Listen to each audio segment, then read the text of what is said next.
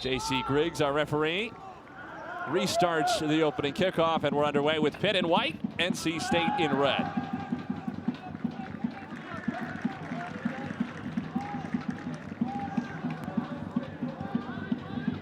Early arriving crowd here in Pittsburgh.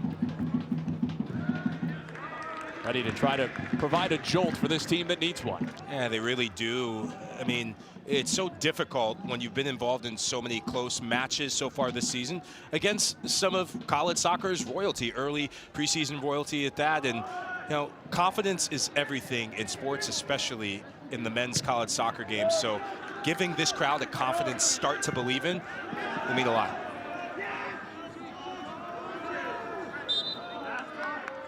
Whistled against Pittsburgh.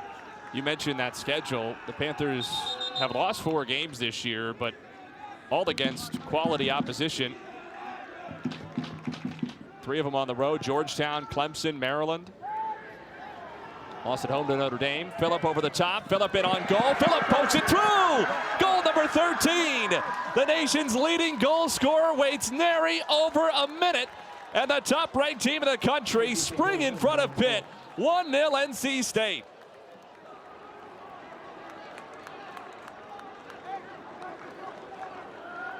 This definitely wasn't the start that Jay Vinovich would have had in mind, but this is the dream start that Coach Mark Hubbard definitely dreamt of last night. This is Route 1 football, and you got to go with the hot hand. Look at the acceleration right there, and then you get a bit of fortune, but that's all about knowing the strength of your striker. And Phillip, just that extra bit of touch, and it cushions down to the ground, and, you know, question in the goalkeeping and maybe being a bit more aggressive, but that's all about NC State recognizing that Pitt presses high and there's room in behind to take advantage. We are going to get a review. J.C. Griggs is over to look at the monitor for potential offside. The flag stayed down on the field.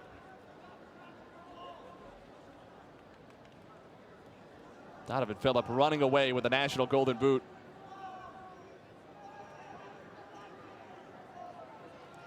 Would be his 7th goal in the last 3 games, but we've only played 69 seconds of this one, and he only played 25 minutes of the 7-0 win for NC State over William & Mary. I feel like we were both putting our cappuccinos down, and when this ball is struck, we have to go back maybe a half a second of a frame. He just looks a fraction of a yard offside, but it's when the ball leaves the defender's foot, and he's on. That should stand as a goal. You look at the right fullback for Pitt, I believe that's Svenby. He's keeping him on, and this goal should very much stand. It has to be clear and obvious for them to overturn it. I don't see anything clear and obvious about that not being a goal.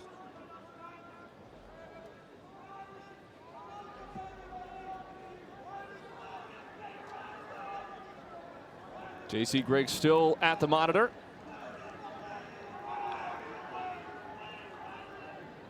Ordinarily, this is when the crowd would be getting uneasy with the length of the review, but these Pitt fans are saying, go ahead, take another look, take another look, find something. Yeah, just the more you look at it, especially as a referee, or even us as, you know, color analysts and play-by-play, the more you start second-guessing, wait, did I see that correctly? But I hope that he goes with his first hunch. And at first look, and even when we saw it again, this should stand. As I said before, it's Svenby that's keeping him on.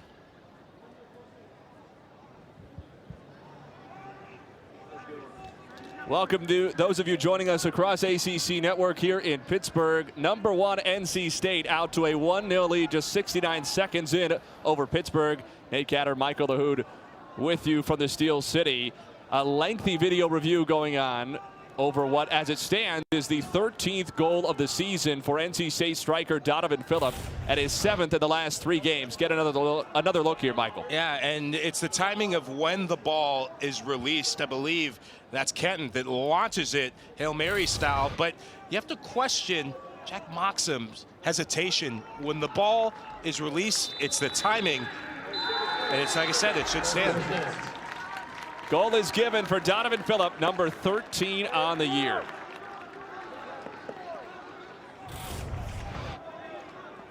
One more look. Keep an eye on the right fullback.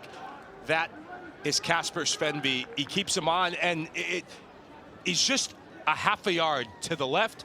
That's what keeps him on. It's where the striker's body is, but Svenby is the last man, and that fraction of a yard is the difference between that being an offside call and a goal. Correct call. Tyler Caton gets the assist, his 6th of the year. That ties him with Riley Maloney for the NC State lead. Donavan Phillip came into tonight scoring a goal every 37 minutes he's been on the pitch. Took him just over 1 minute to open the scoring this evening. 7th at his last 3, 9th at his last 5.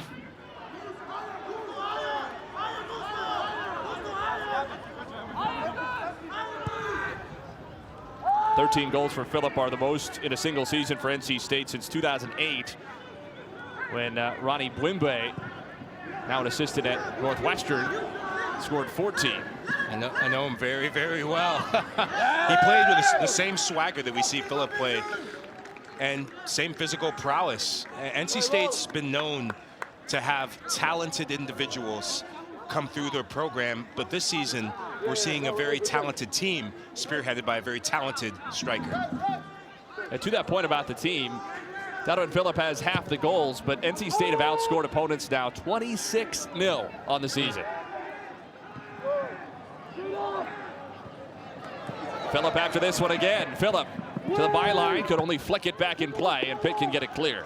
Credit to Jackson Gilman for cutting off the shooting lane that was there. I thought Phillip was going to hit it first time. And when you're playing on this turf, you have to judge the bounce as a defender. And it's a gamble that he makes, and he gets it correct, but another set-piece opportunity. How much of an adjustment is that for a striker like Phillip playing on this surface to have to take that maybe a little sooner than he wants to? It definitely is that half adjustment there. He's used to playing on grass, and what he did on the first goal was he stepped into it with his body to create momentum for the finish. That was a bit of hesitation that cost him the opportunity. So Tyler Caton, the junior Englishman who had the Route 1 assist on that goal, sends this one in. Curler toward Phillip. Pereira clear for Pitt. Already you're seeing every set-piece opportunity, every pass is to find Phillip and behind. They know. It falls for Phillip. On his left, Donavan Phillip took a deflection up high. NC State have a corner. They average more than 9 per game this year, most in Division I. I think Pitt is really struggling because their team set to press, expecting NC State to play between the lines, but there's a bit of a mismatch, and I don't know what Casper Svenby had for breakfast this morning, but it definitely wasn't caffeine because he looks like he's just not there. He needs to wake up. First game action for Svenby in a week and a half. ACC Defensive Player of the Year last season.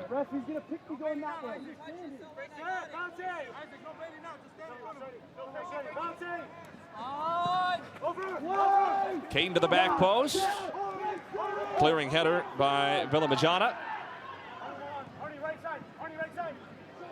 Santa Maria was looking central, missed his first man, found Justin McLean. One of the things that Jay Vinovich talked to us about, Michael, is that when NC State have corners, they have deep throws, it's not enough to just get the ball clear because they just increase the pressure, ratchet it up, ratchet it up. You have to actually possess the ball and control it. Pitt right now are showing why that can be a problem, just trying to frantically get it out of their lines. Well, it's down to the formation. NC State have an overload in the middle of the park. It's 4v3. They play a midfield diamond that's narrow, and they're winning second balls. And if you're Pitt, you have to be more secure. You look at Santi Ferreira losing pass after pass. I'd like to see him drop back in the middle and give some more stability to the midfield too. Right now, NC State has been dominant in winning second balls, and it's showing on the scoreboard.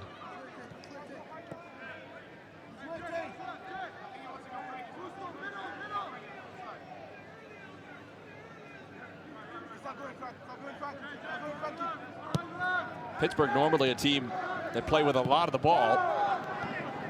Hardly a chance to knock the ball around in the opening 5 minutes and change. It's difficult when you're trying to play out of the back. Jay, call him Coach Jay nowadays, but Coach Jay is very wedded to that possession-oriented style you alluded to, they're going to constantly look to put out of the back, and Albert Thorson is going to be very instrumental. Lasadal has been instrumental as well. Pittsburgh score a lot more goals when he's on the field than when he's not. Peyton nearly tumbled. Pitt wanted handball. Panthers keep the pressure on.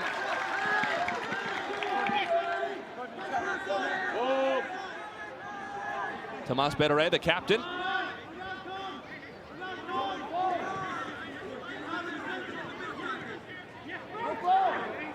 Vilamitjana. NC State will have the throw, but deep near the corner flag. Mentioned Lasadal, who's making his 4th start, 7th appearance. Look at the move he put on here. He's got quick feet, and he's that sort of attacking player. I mean, we're going to be replaying that on YouTube and the ACC network when you fall over. But he's that sort of directness that Pitt needs in the final third. He can create something out of nothing, and they need him to create something. See there the discrepancy as well.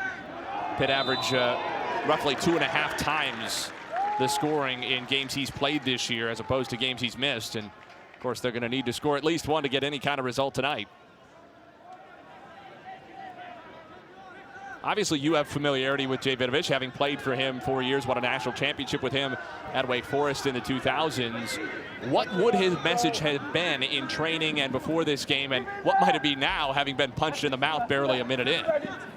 Well, he's going to be preaching and demanding patience, and this is consistent buy-in to the system.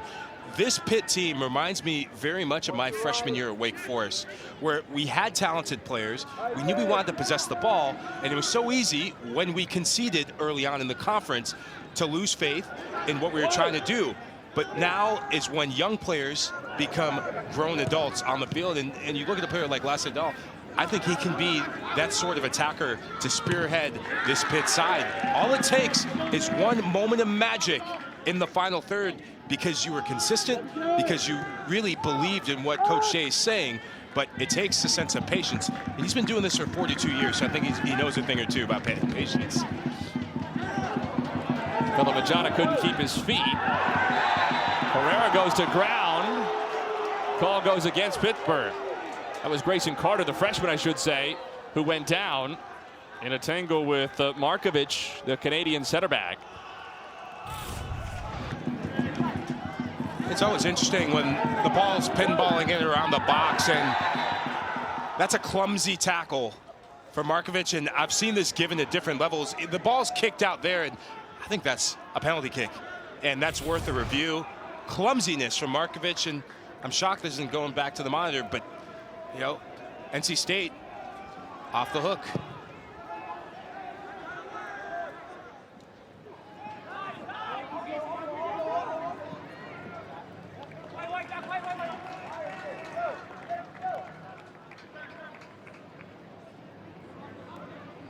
If this Pitt team reminds you of your freshman year at Wake Forest, I think that means we're on the lookout for who the Michael Lahoud is of this Pitt team. We got to make our decision by the end of the game. I played every position in the book except goalkeeper, so whoever can play striker, midfield, and fullback in 90 minutes is definitely that person. But you know, all jokes aside, a player like Ferreira, he's the younger brother of Seattle Sounders and former U.S. men's national team striker Jesus Ferreira in Major League Soccer.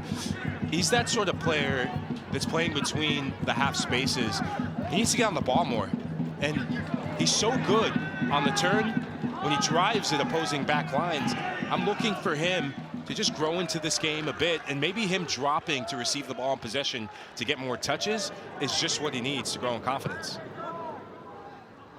To your point as well about the patience that Jay Vinovich preaches, you can see some of the patience and the maturity in this Pitt team already in the way they've responded to the goal. There doesn't seem to be any panic. No, really, it takes a sort of discipline amongst the players, and what you don't see behind the scenes. Swung in toward Thorson, a collision with Logan Erb, the goalkeeper, who got his right fist to it. It's excellent goalkeeping from Erb, and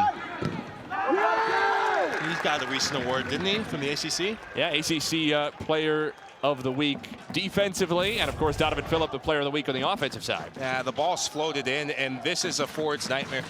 Thorson knows that Erb is coming, and every goalkeeper, if you're a young goalkeeper watching at home, the thing he does is not just go through the man, he punches high, far, and wide, so there's no rebound falling for the incoming Pitt midfield.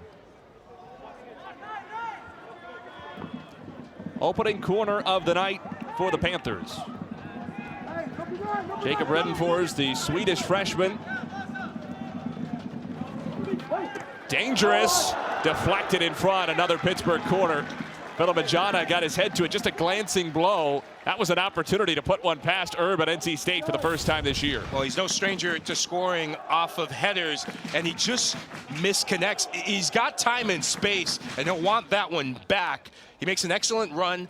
Timing is everything on set pieces, but just couldn't get the right connection. It almost hits off his arm in the end.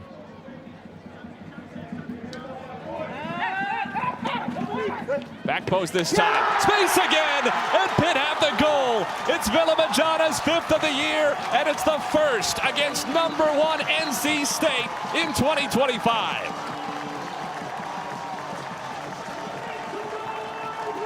As I said before, Nate, this is his team. This is his time to shine. He's the main man of this Pitt team, and you see Jay Vidovich walking over to the group with a message for him. Look at the run. He loops to the back post, and you have to give credit to his teammate who set the pick for him. And I think that's Tomas that sets the pick. 2 NC State players. Phillip loses the mark on Vilamitjana, and he's saying a little peekaboo, the back stick, but he's has a ton of confidence right now. Anything up in the air. He's that sort of player from midfield. There's a nightmare to play against. He's got an appetite for scoring big goals for his team. 732 minutes this year for NC State without conceding, but the first one is past the Wolfpack. Back-to-back dangerous corners. It's the first goal involvement for Jacob Redenfors of his young collegiate career, but 2 really nice-looking in-swingers back-to-back. Oh, my days. What quality service. And look, if you haven't gotten many minutes, knowing Jay, he'll remember that, and that could be a new dynamic for Pitt to get more goals. They need more goals just as much as they need to keep out goals. Jackson Gilman very calm there, even with Phillip right up on him. Over the top toward Lassadal. Flag stays down. Dahl has been giving Callum Tommy fits over there.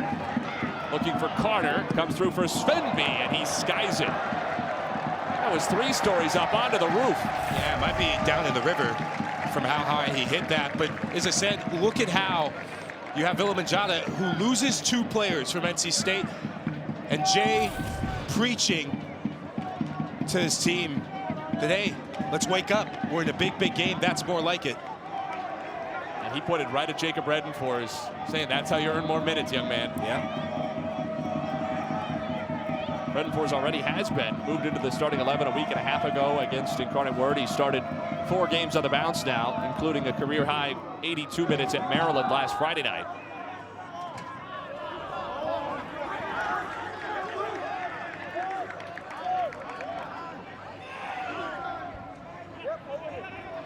Vilamitjana, the opener tonight after he had the second-half winner in a come-from-behind 2-1 victory over Mercyhurst on Monday night.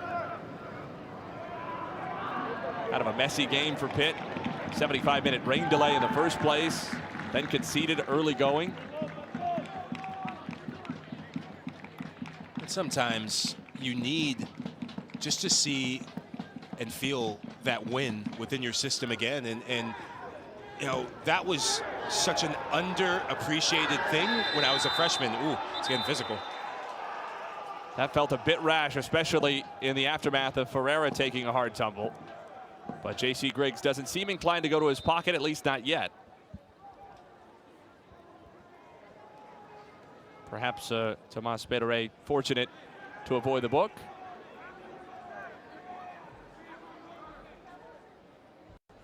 We've already seen some crunching challenges, and winning the midfield is everything. As I said, getting Ferreira on the ball is going to be to Pitt's advantage. And I didn't see much in that initial challenge. I thought it was a meaty challenge, and maybe because the oncoming player goes through the back of Fernandez is why the referee calls it.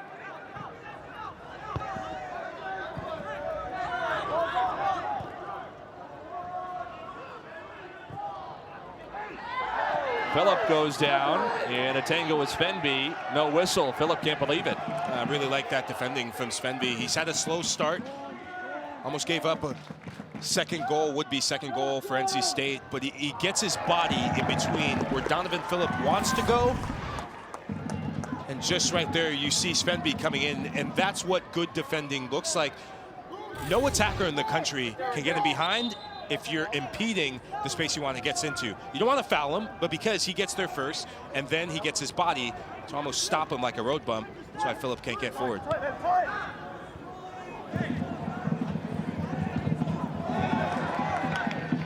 Looking for Carter. Markovic shields it off. We spoke a bit, and deservedly so, about the excellent Pitt response to conceding. They get the goal back. How now will NC State respond to conceding for the first time all season? Phillip. Healy. Cannons right back off of him. It's credit to Pitt for getting everyone back in transition.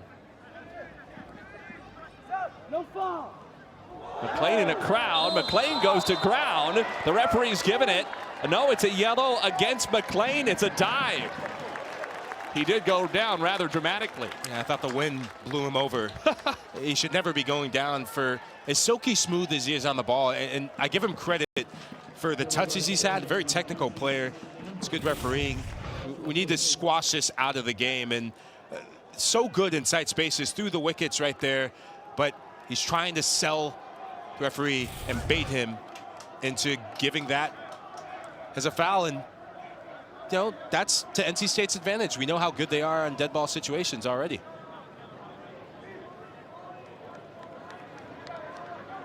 McLean, one of a number of new additions for NC State for the portal. 3 years at Georgia State in his native Atlanta. Pitt give it away. Phillip tries to square it. Baderay does well to find Vilamitjana.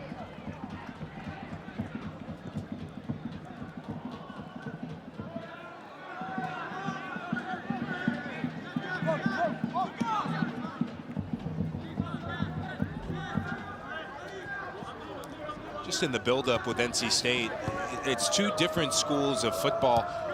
They almost play with 5 back and then everyone else up towards midfield, and Pitt keeps a high line. Every quality attack they've had, it's been being patient, getting the back two with the 2 center backs, and Kenton, who's a defensive midfielder, and then runners with Phillip in behind, take Healy in behind. And it's a dangerous game for Pitt. You have to time the offside trap well. 2 red shirts there. Only Wetzel to deal with it. Tom, no cross! Top of the box, Tommy!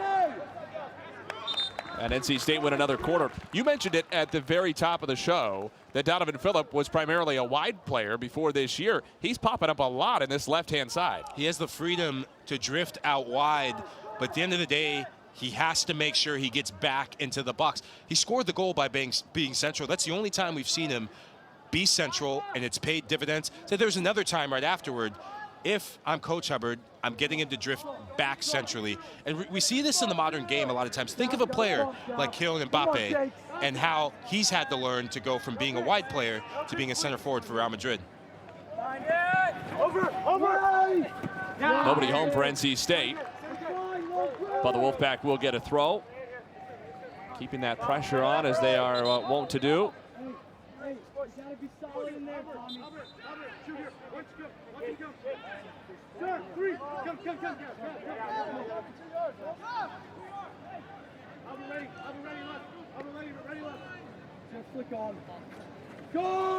Phillip looking for the flick on header, falls to Healy in front, and he rattles the bar. McLean back in front, taken in by Jack Moxham, and Pitt survived the scare. Oh, I think Moxham made an excellent point-blank save. NC State, their best chances have come off set pieces and being direct with balls over the top. There's a bit of a mismatch at the back stick between Markovic and Redenfors. It's almost the parting of the Red Sea against Pitt. You mentioned it, though, the excellent stop by Moxham. Jay Vinovich mentioned him as a player who's exceeded expectations. They've asked a lot of him. He's hung in there well. NC State are the kings of second balls, but he gets that glancing stop to just push it onto the crossbar. A bit of luck on there, but you create your own luck as a goalkeeper by being in the right place and have the right technique. No cross. Vidovic said that Moxham is needed to make more keep you in the game kind of saves than Pitt has needed from goalkeepers in the recent past. No, that's definitely one of them. Entertaining first 20 minutes in Pittsburgh tonight. McLean goes down again. He should be careful after already a booking for a dive moments ago. There was contact there, don't get me wrong, but if I were McLean, I wouldn't want to be seen by the referee going down easily a second time. Yeah, oh, you have to be wiser than that, and hopefully that's a warranted halftime conversation. There's nothing, and it's shoulder to shoulder. There's two messages I have for him. Either weight room, get in there, get some more weights, or stop doing that. The latter is probably the conversation that he's going to have at halftime.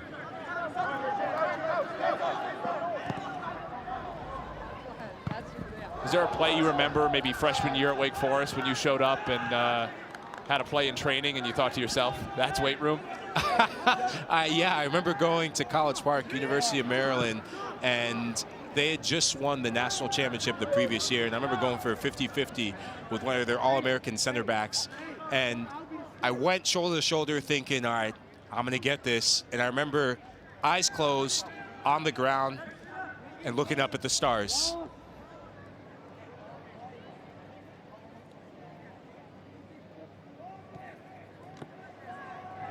But the weight room fixed all your problems. Oh, yes, it did. 2 years later.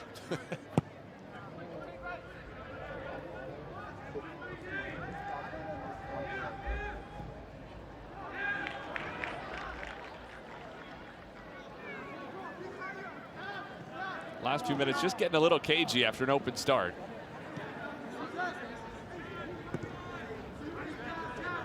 This is where the game starts becoming that chess match.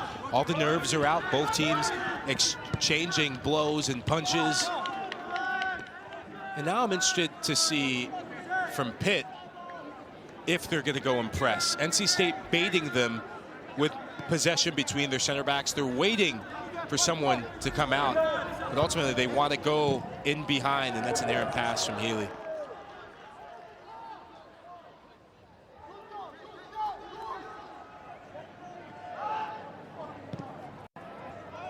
By the way, a clean sheet tonight would have been NC State's 9th in a row to open the season, which would have tied the most in Division I since 2001 to open a year. That mark still belongs to Creighton alone from 2003. Gilman to the corner, and he wins a Pitt throw.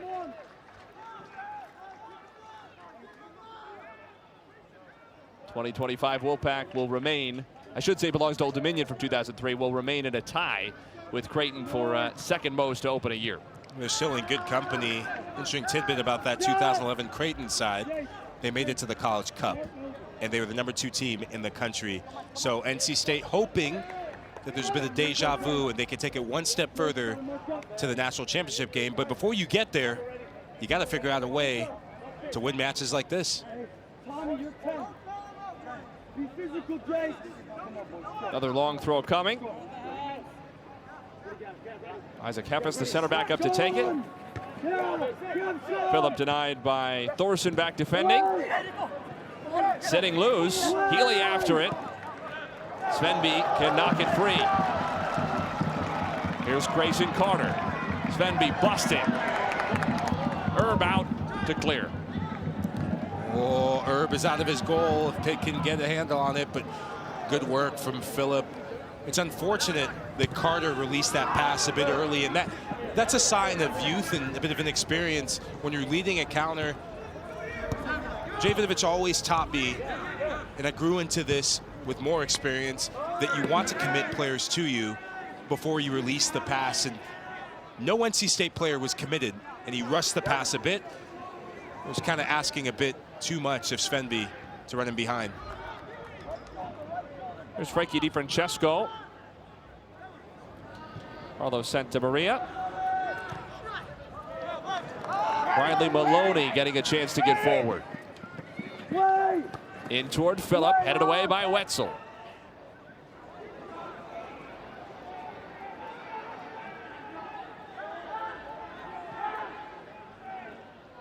Santa Maria took a kick and was fouled by Jacob Redenfors. Another NC State set piece in a dangerous area. First half full of them.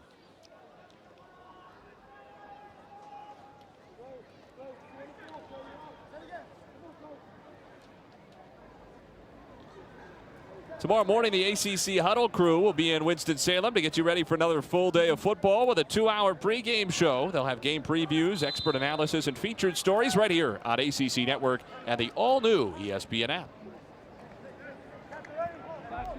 The old Michael Lahoud stomping grounds, Winston-Salem, North Carolina. Oh, what a beautiful place. I call it God's country. It's an amazing town.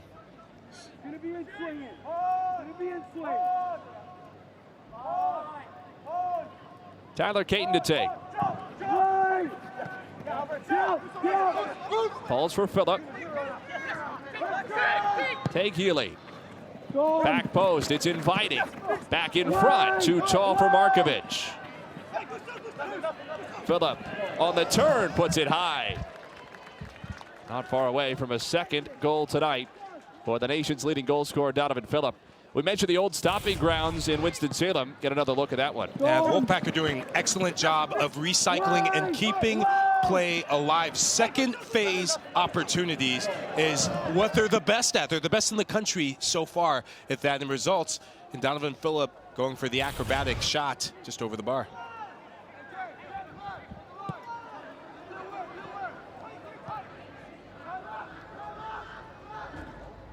Six goals, 4 assists last year for Phillip. Nothing wrong with that. 13 goals already this season. More than double his total from a year ago in not even half the minutes.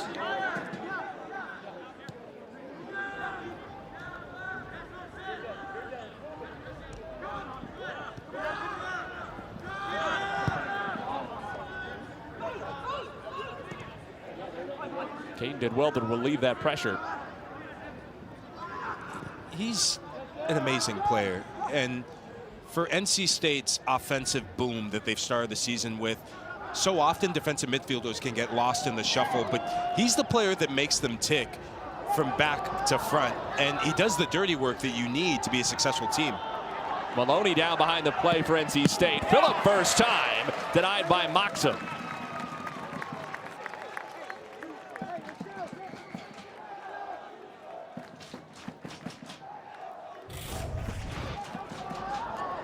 The ball really pinballing around, and this is what Phillip does really well. And we've seen this for maybe the 5th or 6th time. Phillip running in the left channel, taking the early strike. I would have liked to see him maybe chop it back to his right foot and go to goal that way. But you have to give Moxham credit. He's come to life in this first half, making saves he should, and one that was a heck of a finish. Healy took a deflection, or did it? Goal kick.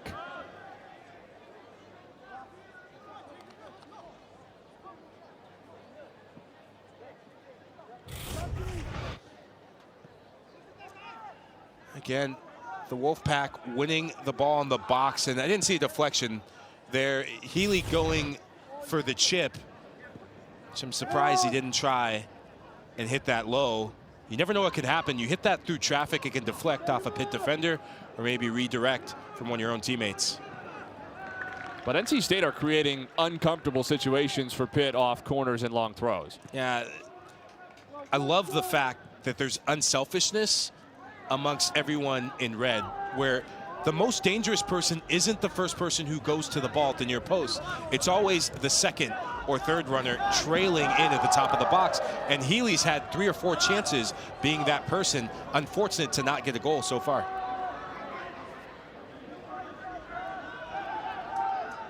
You saw a shot of Mark Hubbard there in his 2nd season as NC State's head coach. Certainly a lot of new pieces, but he has galvanized this program very quickly. Looking for career win number 250 as a collegiate head coach. First 2 stops were just a few dozen miles apart. Southern New Hampshire and then the University of New Hampshire in his native Durham.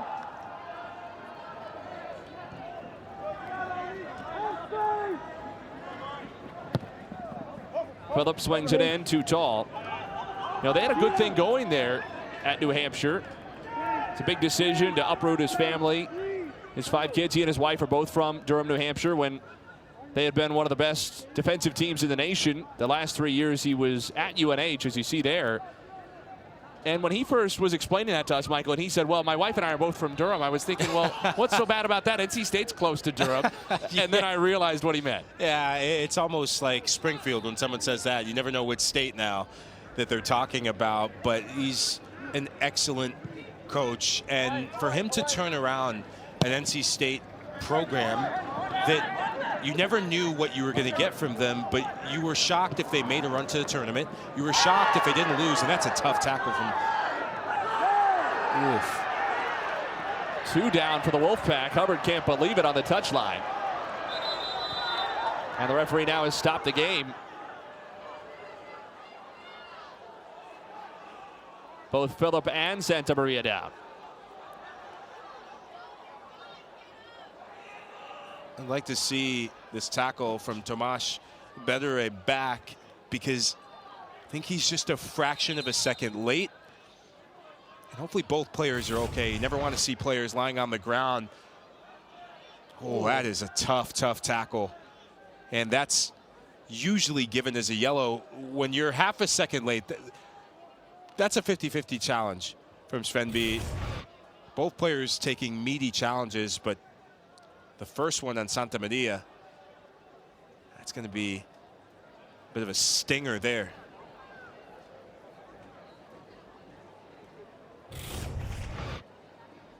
Bedere coming in half a second late, and oh man, catch him right in the shin.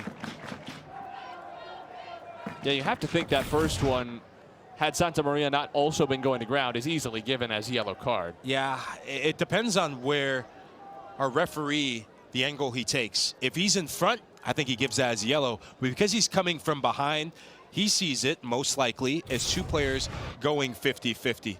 Santa Maria does get there first. He gets the touch, and in my experience, irregardless of whether that's a fraction late, a second late, that's typically a yellow card. But we've seen some heavy challenges already in this first half, and that's a testament to both teams and both midfields, and we're already seeing maybe a possible sub for Santa Maria. He really is feeling this.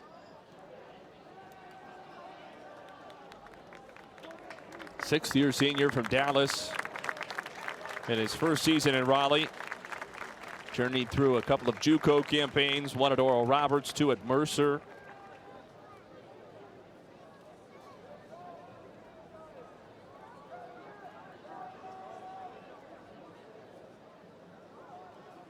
Good to see him at least able to make his way off under his own power.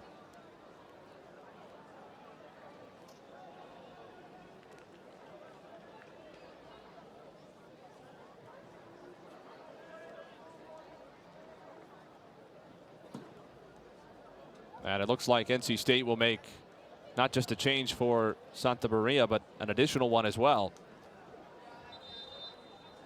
Drew Lovelace and Aiden Payne both preparing to come on. Lovelace presumably for Santa Maria, and Aiden Payne in place of Frankie DiFrancesco.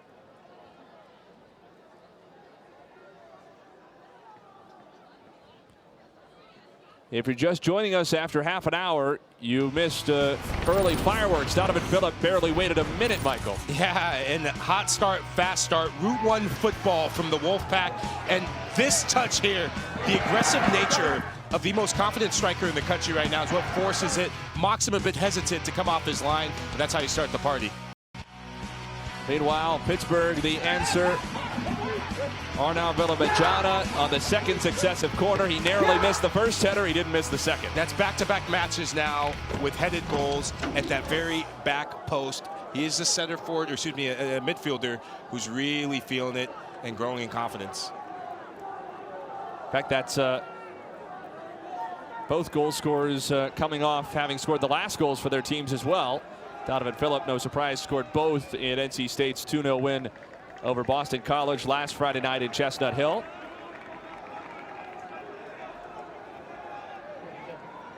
A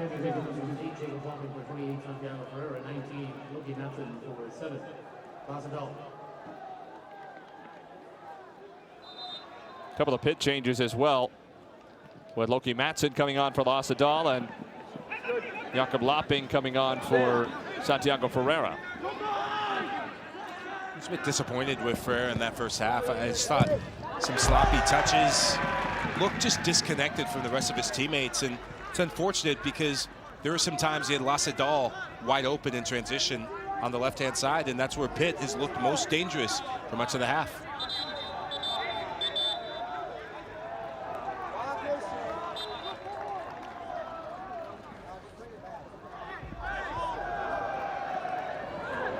Pitt crowd wanted a foul given against Phillip.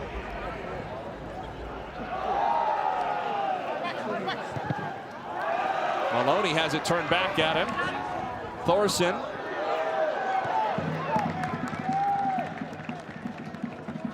Pitt able to control.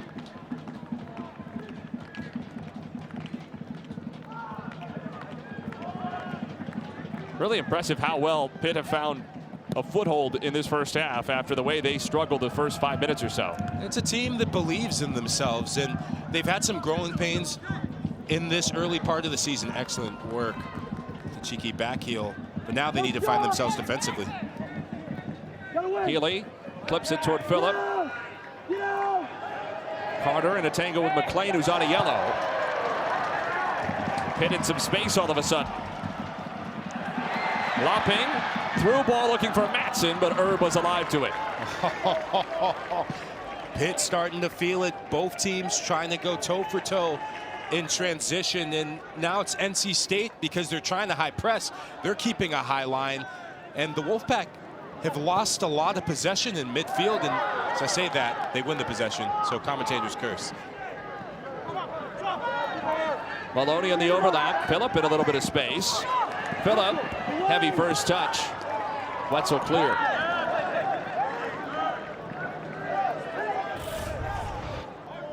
Here's the Pitt buildup. I mean, just in the play before that, Carter splits 2 or 3 NC State players to get that pass centrally, but unfortunately the pass too heavy for Matson in behind.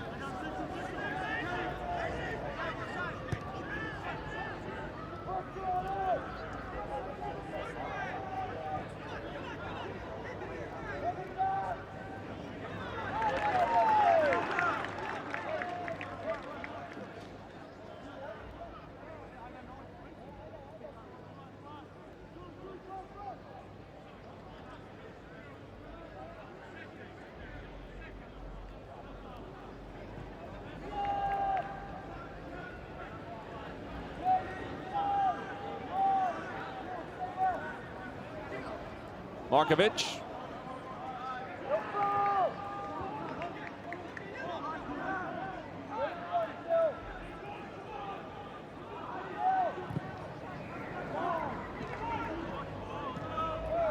Bit of an aimless pass, and Pitt happy to take it back.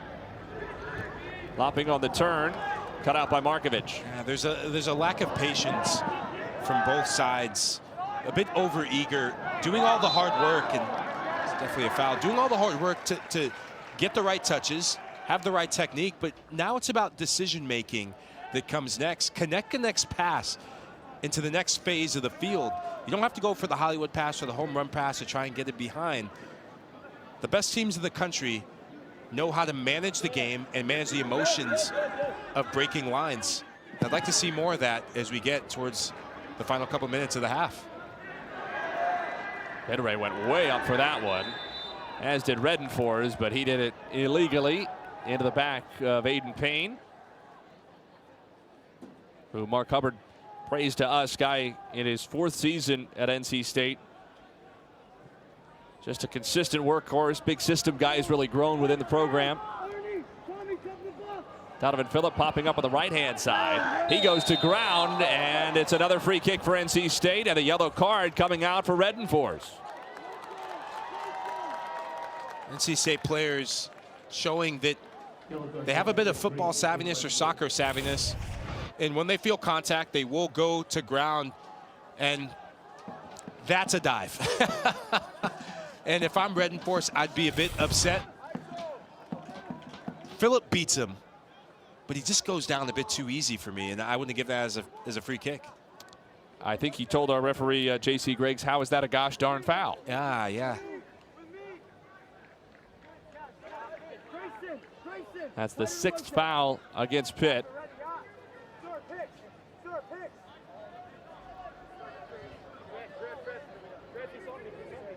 First caution for the Panthers. Justin McLean picked one up early for a dive for NC State. They keep an eye on Phillip's movement. They've had success at the back post. Headed that way and over everyone out.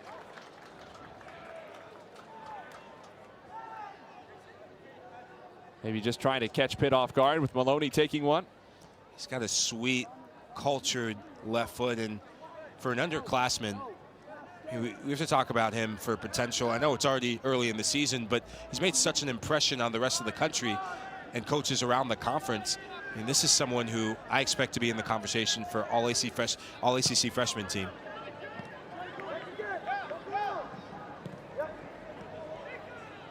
Head on. This way. Fine. Turn. Redenfors. Turn. Anyway. Tomas Bedere. Fine. Get the cross. Svenby. Thorson popping up deep and out wide. Down the line for Carter. Thorson on the move. Played out by Markovic.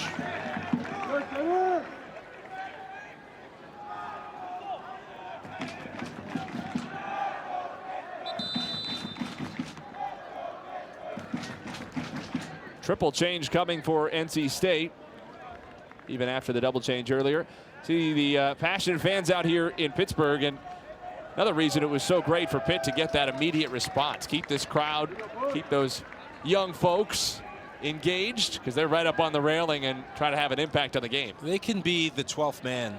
They really get you over the line. And remember that at Wake Forest, as I alluded to my freshman year, and the similarities with this Pitt side. Late on in the season, there's so many games that we were thankful that the crowd stayed in it, because it led us to last-minute winners. It led us to comeback wins, and they could use that tonight. Donavan Phillip will take a break. Foul given against Pitt.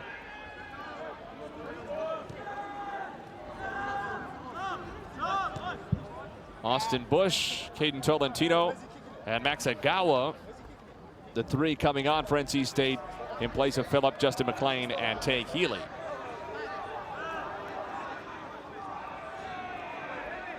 Phillip had the opener in the 2nd minute, but Pitt got the equalizer from Arnau Vilamitjana barely 10 minutes later. J.C. Griggs stopped it before the free kick could be taken to have a conversation on the tangle between Tolentino and Vilamitjana.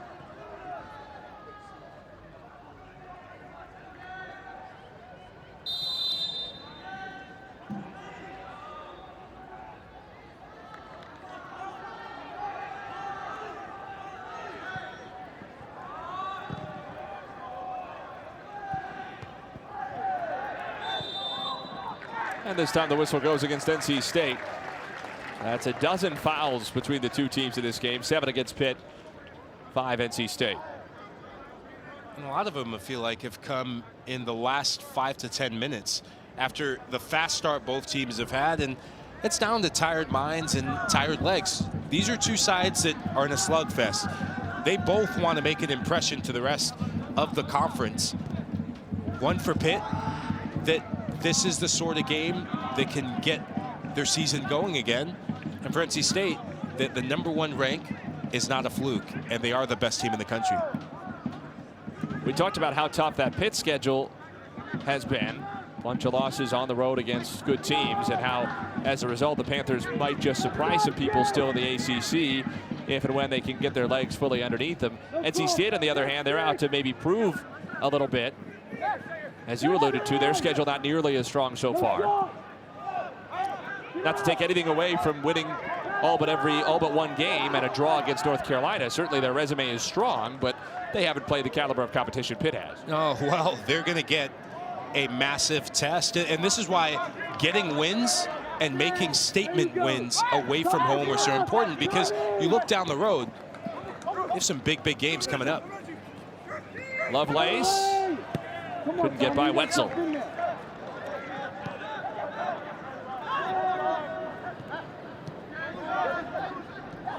NC State now have scored 26, conceded 1 this year after Vilamitjana's 12th minute equalizer.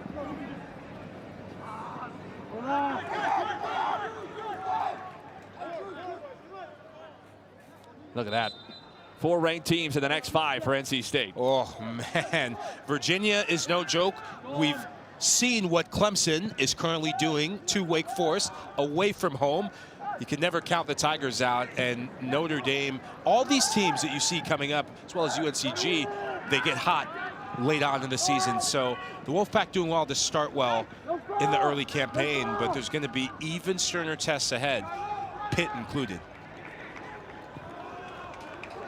Looking for Matson on the dead sprint over the top.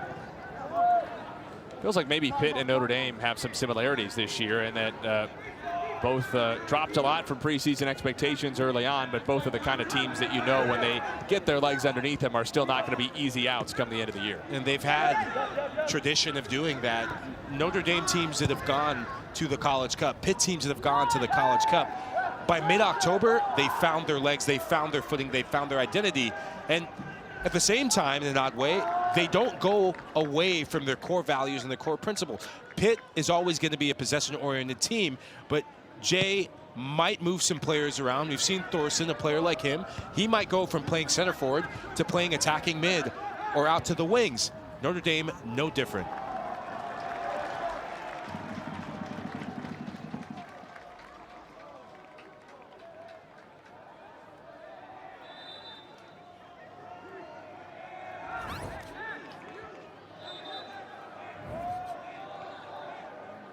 NC State before this year had never been ranked higher than 8th. That was in 2018. And frankly, they were floundering when Mark Hubbard took over a couple of years ago. 2 years ago this week, the Wolfpack lost to Louisville 5-2. It was the second of 8 straight winless matches for them to finish the season. They won just 1 game in the ACC. I remember covering that game, actually, and it just seemed like the entire group wanted the season to end. And that's the worst feeling as a coach. It's the worst feeling as a player, where it seems like there's no bottom. Enter Mark Hubbard to come in, and he's changed. I said it before so many times. He's changed the culture, but he's given this group something to aim for. And we were talking with him ahead of this match of goal setting. When you're a program that losing is what you've known before, you need short-term goals to give you something to believe in, and he's given this team that. Provided an immediate jolt. 3 wins, couple of draws in the ACC last year. Started the season with 7 games unbeaten. Lost to eventual national runner-up Marshall in the Sweet 16. And this year off to the best 8-game start for NC State since 1985. Get a look at the numbers from 2022 and 2023, and the numbers on the bottom from Mark Hubbard's first season and a half in charge. The biggest difference, obviously, is the goals against, but also in both boxes, they're getting it done. An NC State side that, yes, can defend and keep teams out is a good team. An NC State side that can keep teams out and also score goals in bunches, now that's a great team, and that's a Mark Hubbard team.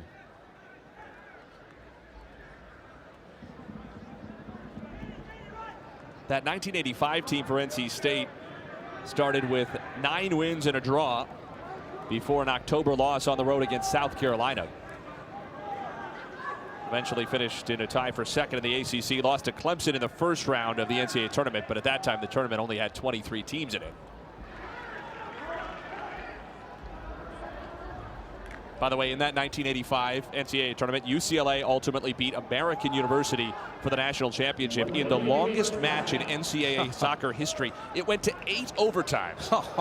UCLA scored the winner, the lone goal of the entire match, in the 167th minute. Wow. And the NCAA promptly changed the rules and limited overtimes. They've subsequently limited overtimes even more, and of course taken them out of the regular season game altogether. Oh, bring it back. Bring it back. I'm an old timer. I feel like an old timer. Bring overtime back. I loved it, but I do like that they're moving more towards the 21st century model, and you get 90 minutes and then towards the postseason, give it more of that excitement.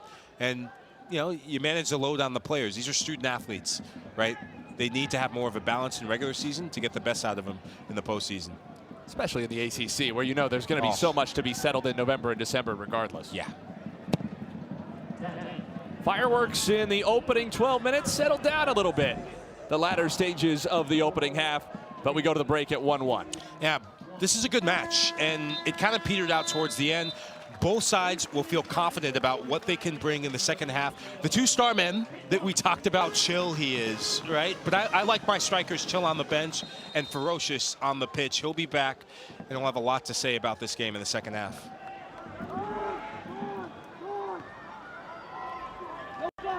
Hayden Payne remains on the field up front for NC State. Frankie DiFrancesco returns 11 in red.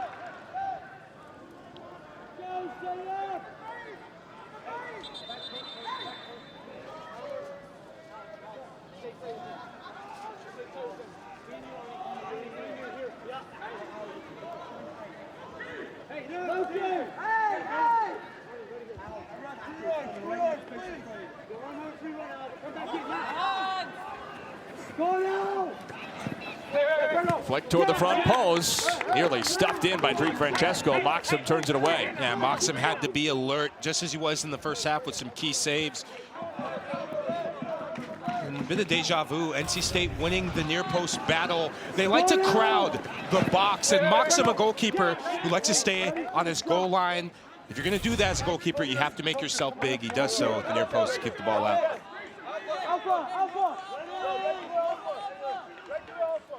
Third corner coming for NC State tonight. Pitt had 2 in the first half. Ready for it to go short. Don't get split. Tyler Caton in swinger. Back post. Moxham stays on his line. NC State can't turn it goalward. And it's another corner for the Wolfpack. It's good job from Vilamitjana, who, for as good as he is attacking the ball, he's so important to keep dangerous set-piece opportunities out for Pitt, and you see him getting on his teammates to get them alive and focused.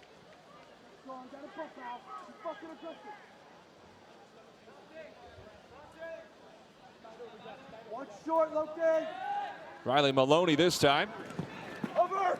Clip to the back post. Moxham gets to it. Ferreira on the run out. Some white shirts with him. Ferreira slows it down. And that lung-busting run goes unrewarded. It's a good decision from Ferreira. It does go out for a goal kick, but it gives your team some time to rest. You've been under the cosh for the first opening minutes. Just get everyone in position. You had Vilamitjana making that run in behind, but there are about 4 or 5 NC State players back waiting for that forced pass. He forced a lot of passes in the first half. I think Jay Vidovich had a conversation to say, hey, relax a bit, grow into the game. Alex Hausker, 27 in white, is on for the first time, and he went flying through the middle, trying to make himself available. So collision, a couple of guys down. Grayson Carter for Pitt, quick to his feet.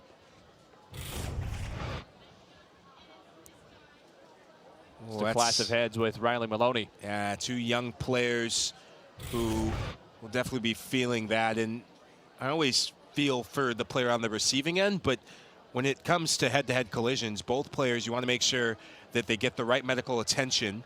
And if they need some time away from the game, give them as much time as you need. I went through some head injuries myself. This is no joke. You always want to make sure that if you're Riley Maloney, that he's good to go. Give him a breather until he's ready to come back on the field.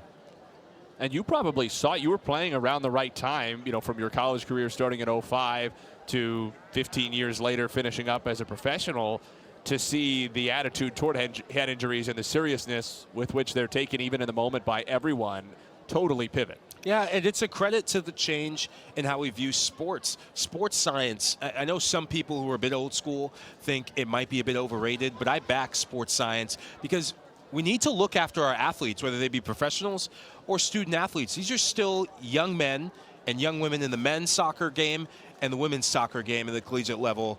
And a good, healthy athlete is the most important sort of athlete. Thankfully, Riley Maloney seems to be okay.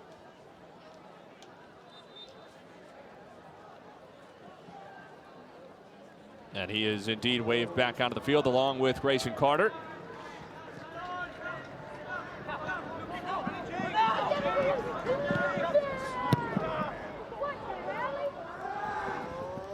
Couple of red shirts after it. It caught the back of Aiden Payne's head. He didn't even see it coming down.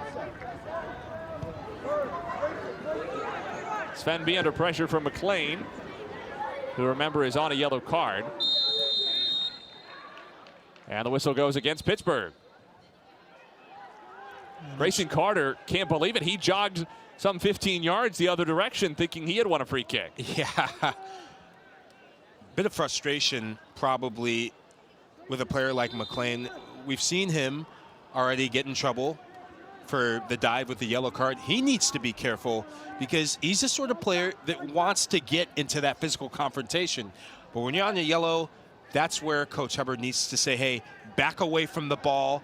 You don't want to go and get that second yellow and do damage to your team's hopes.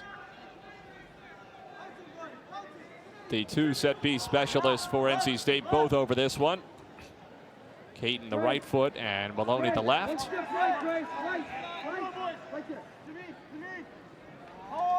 The lone Pitt yellow card in the first half went against Jacob Redenfors, the left back. It's Maloney across the face of goal. DiFrancesco just couldn't get his boot to it. Oh, man. You could feel the tension rising for Pitt because a lot of Pitt players losing their mark. This is whipped into perfection. And I don't know if DiFrancesco lost it in the crescent moon, maybe was looking up in the sky, but that should have been a goal. I don't think Moxham would have had any answer for that, but you have to have the quality service. And NC State have quality service through a player like Maloney. That's a waxing crescent to you, Michael LaHood. Wax on, wax off. Here's Ferreira.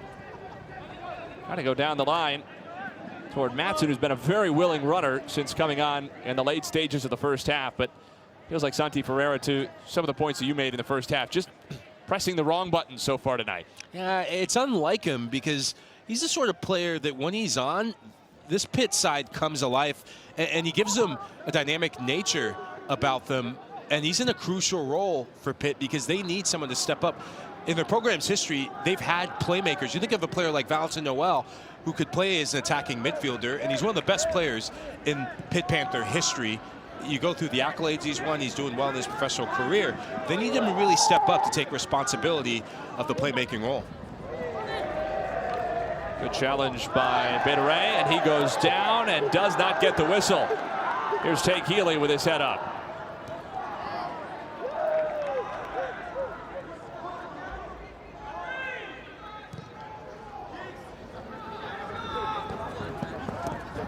Caleb Tommy. Good ball right in front. Header set high by DiFrancesco. Back-to-back chances for the sophomore out of Wayne, New Jersey. He couldn't put it away. Oh, he's going to want this back because the service is on the money. This time it's Tommy. I love the acceleration from Tommy. He didn't do enough of this in the first half because he picks up his head. Look at how it freezes Gavin Wenzel. Wenzel has just one of those heart and hands moments, thinking it's a goal, and that could be the difference. NC State 11-3 in terms of shots. When it comes to being clinical, they've really let themselves down a bit too much. DiFrancesco, the reigning Big South Freshman of the Year, had 4 goals, 3 assists last season at High Point. Made the in-state switch to Raleigh, now in his first season with the Wolfpack. Matson eventually corralled, has it taken off of him, and a foul against Matson. DiFrancesco is capable of finishing, though. We know that from his 4 goals. He's capable of finishing on this pitch. He scored the lone goal in High Point's upset of then #1 Pitt last year. Oh, well, that was a difficult goal. I mean, he's barreling over the opposing defender, and sometimes when you've had success against a previous team, against this Pitt team, you get a bit over-eager. He looked a bit over-eager on both opportunities. The first one, he couldn't sort his feet out. He's got good instincts for a young player. He just needs to get a bit more composure about him, and he'll come up with the big goods.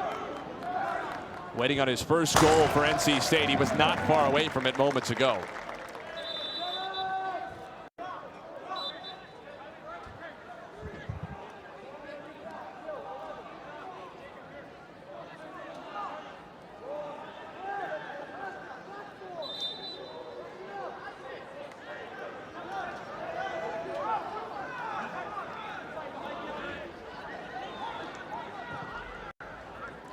Clipped up for Payne. Jackson Gilman turns him away.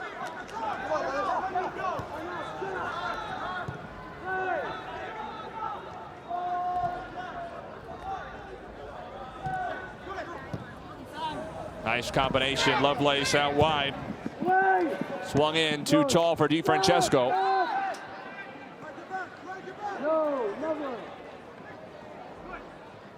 Healy.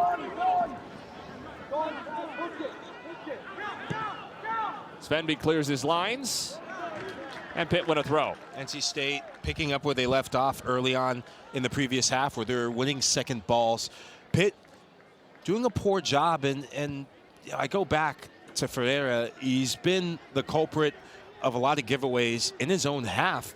And the Wolfpack are doing an excellent job of overloading the middle of the park, but then stretching you wide. And we're seeing players like Tommy come alive and getting down the sideline and whipping in crosses. He's had 2 marquee crosses in the last 5 minutes, and Mark Hubbard will be hoping that that's the recipe for success for him and his side moving forward.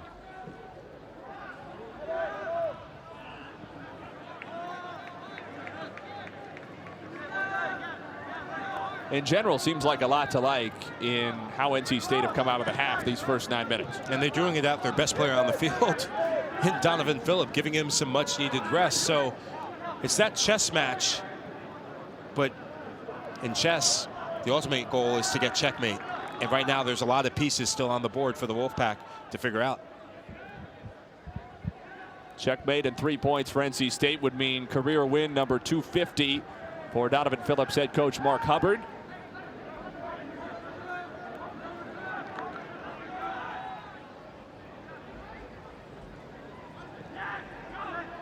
Hubbard, by the way, counting his time both at New Hampshire and at Southern New Hampshire, has the 2nd highest winning percentage of any active Division I head coach, only behind Dan Stratford of West Virginia. That's among all active Division I coaches with at least 5 years at Division I, but it does count the non-Division I games as well. Didn't West Virginia have a decent season last time I checked? Not too bad. Yeah. It's great company to be in, and we're in an era where when I played, Jay Vidovich and Sasho Surofsky, they were the 2 standard bearers in the college soccer game. And I think of, I can't remember his name, but I think of the legend that is the guy at IU who was the standard bearer before that. Jerry Yeagley. Jerry Yeagley, yes. And so now you're looking at the next generation of coaches coming through the ranks and passing the baton on.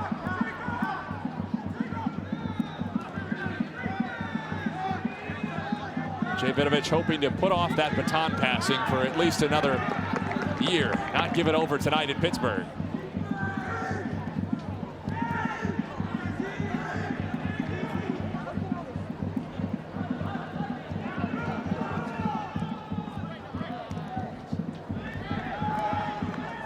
With Pitt in possession, and this goes for both sides, they're being patient, but they need to skip the most obvious pass. There's a corner Oh, it's kept out by Herb, so he can at least turn it into a Pitt throw. They need to skip the most obvious pass. The ball's moving a bit too slow for both sides, and maybe make the diagonal pass. Because when you look at both back lines, they're sitting in the mid block, but they're really sitting with a high line in behind. And diagonal balls for runners in behind is a great way to break that high line.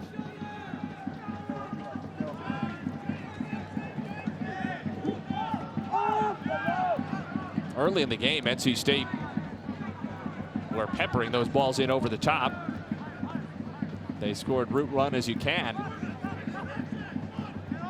Donavan Phillip in the 2nd minute, right over the top.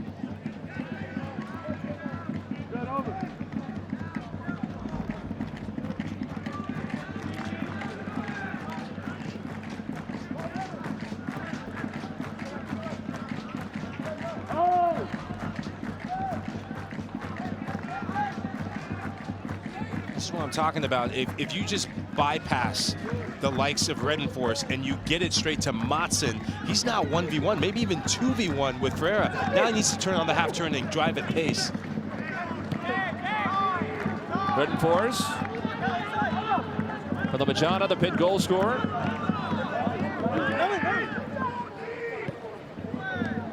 Redenfors had the assist off a Panthers corner. Flipped up for Matson. Saves it at the byline, or does he? Drifted out for a goal kick. Of course, Pitt is a team that plays with a lot of the ball.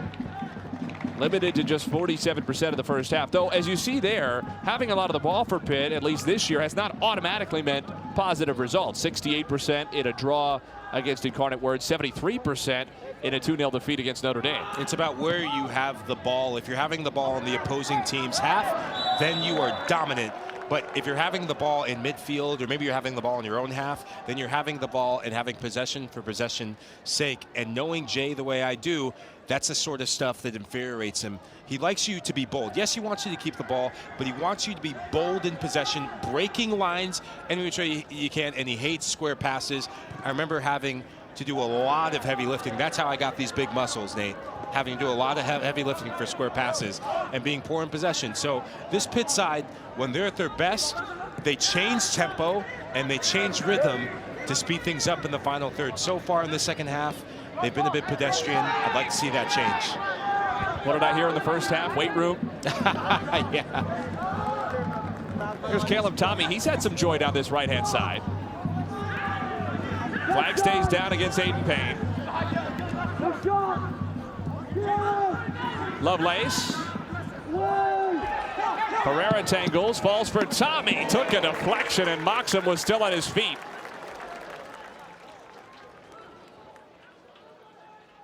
Tommy seems to be the main catalyst for the Wolfpack. And he's been persistent. He's been aggressive, much more aggressive than he was in the first half. And I think he's enjoying life because Lassadal isn't out there. I wonder at what point are we going to see him? I know he's had a couple injury knocks. I know it's a long season, but I think that might change the tide a bit in favor of Pitt. You know, if any of you at home were wondering if Michael Lahoud knows ball, Lassadal, as you were saying that, took off his warm-up jacket and is walking over to re-enter the game along with Albert Thorson.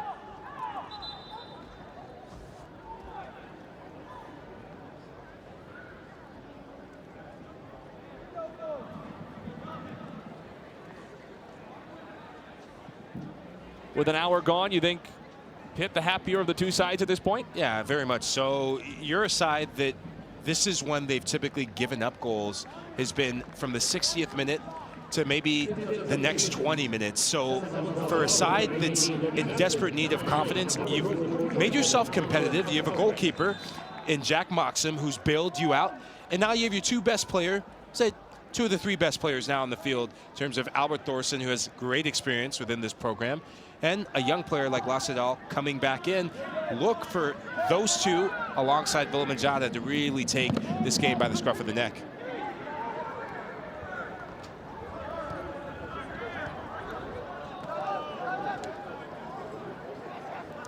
Little drop of the shoulder by Betteray to create some space. Such a smooth operator. I love the ease at which he sees pressure coming. Kind of reminiscent of an Inter Miami great and former Barcelona great in Sergio Busquets. Just it's the modern nature of a defensive midfielder to be composed under pressure. And watching Betteray in that play was like poetry in motion. If I had told you 5 years ago you'd be referring to Sergio Busquets as an Inter Miami great, what would you have said to me? I would have said, what sangria are you drinking? Busquets just announced he's going to be concluding his legendary career at the end of this season. Awfully convenient timing for Inter Miami as well to be able to complete the purchase of Rodrigo de Paul, but that's neither here nor there. Huh. Frankie DiFrancesco off, Donavan Phillip back on. Break of close to half an hour for him, and of course much longer than that in real time with halftime in the middle. This is where it becomes instrumental, and I say this in thinking of what's to come for a player of the profile of Donavan Phillip, because he's already had interest from the professional ranks. So I'm thinking about this in maybe life after this season, should he want to come back for another year. As a pro, this is where you take over a game. And when you're on the sideline, you have one or two options. You sit, you dilly-dally around, you have a laugh, a joke with your friends, or you become a student of the game. You watch what the Pitt backline has been struggling with, which has been judging the flight of crosses. And Tommy's done an excellent job of getting to the end line. Now, if you're Phillip, you've already gotten yourself a goal, playing off the shoulder of the two center backs from Pitt. Should you become a student of the game, that is exactly what I would do. And I would learn from DiFrancesco's misses and bring that same composure he had in the first half into the second half. What lovely control from Aiden Payne. Finds Healy in a bit of space.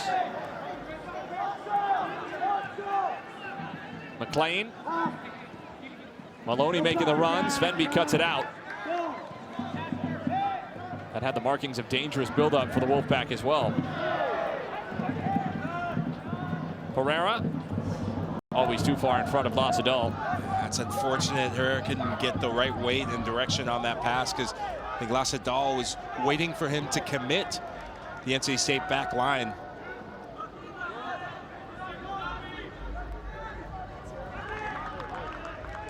You know, we talked about Kasper Svenby in the early minutes of the game and the way he kind of struggled to settle himself for Pitt at that right back spot. It's obvious that that really was just a week and a half worth of rust he was knocking off, because he's settled in well. Yeah, he really has. And I go back to the play that he had on Donavan Phillip where the ball gets knocked in behind. It was really the first time we saw Pitt. Donavan Phillip on the run. Phillip took a deflection, NC State corner. Yeah, and right on the money, Phillip getting the ball and wreaking havoc. But that collision where he stops the momentum of Phillip running in behind was the first time we saw Svenby come in. But this is what I'm talking about with Phillip. Command the ball, demand the ball, and then taking it coast to coast. I love the aggression. I love the directness. And he's had 5 or 6 shots so far this game. I mean, he is the one-man band, the one-man wrecking crew for NC State tonight. 13 shots to 3 for the Wolfpack. 6 of them on goal, just 1 for Pitt. But the Panthers made it count. Tyler Caton's quarter. Loop to the back post. Phillips was bracketed, and it's out for a goal kick. Both Redenfors and Thorson devoted to keeping Phillip from getting his head to it. It's the first time we've seen something like that from Pitt, recognizing the danger man that is Donavan Phillip at the back post, and you have to double team him, and that's a sign of respect to the quality striker that he is and the danger that he is on dead ball situations.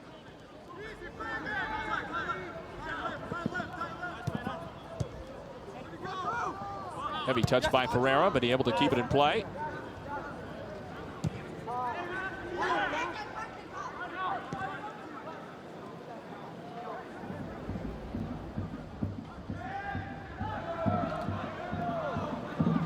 If Pitt really want to break NC State down. NC State's so compact, the diagonal is on. Keep an eye at the bottom of your screen when you see him on Lacidal. He's got acres of space, 40 or 50 yards. If someone like Vilamitjana can pick up their head and tries to force it, but that is going to be how they get the match-winning goal in the run of play. Diagonals are on for both sides, especially Pitt. Over the top toward Payne. Gilman gets the better of him. Is that just a question for Pitt of creating enough space in midfield that somebody like Vilamitjana has the second to pick their head up and make the play? It's really a question of who's going to play the way they face and positioning. And I look at the defensive midfielder in Bettere. He's the one that has to really demand that ball. His positioning's really good on the dribble, but he's got better passing range than I think he gives himself credit for. He can be the one that gets the up, back, and through for maybe bouncing it off Vilamitjana to then get the ball, touch it, and then just hit a blind diagonal to left-hand side for Dahl. It's on 99% of the time.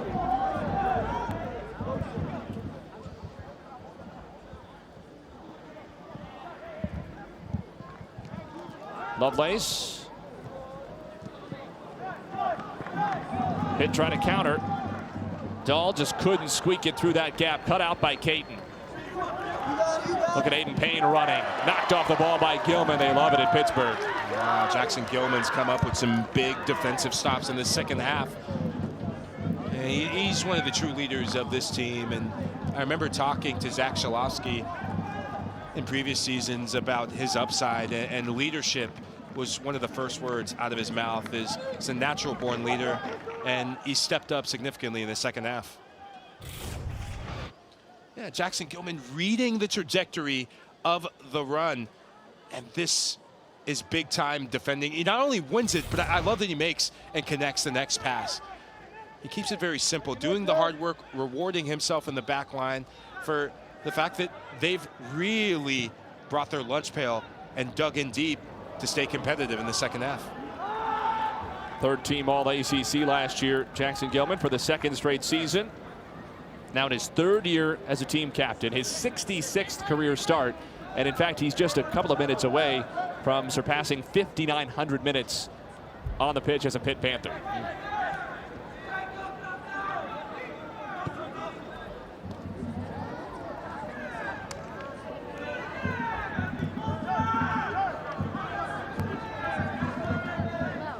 Some space for Ferreira.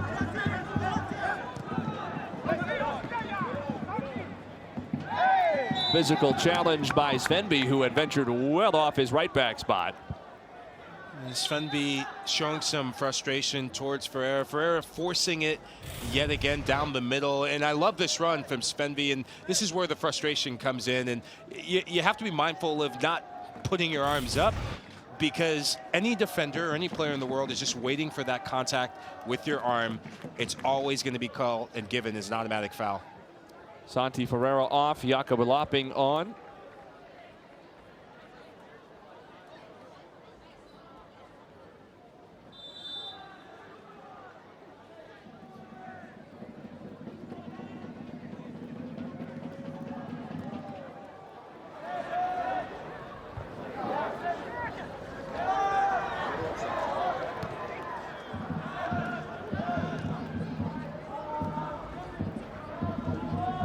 Maloney tried to turn the corner on Carter, who got a piece. McLean turns. Maloney again. 20 minutes for somebody to find a winner in Pittsburgh.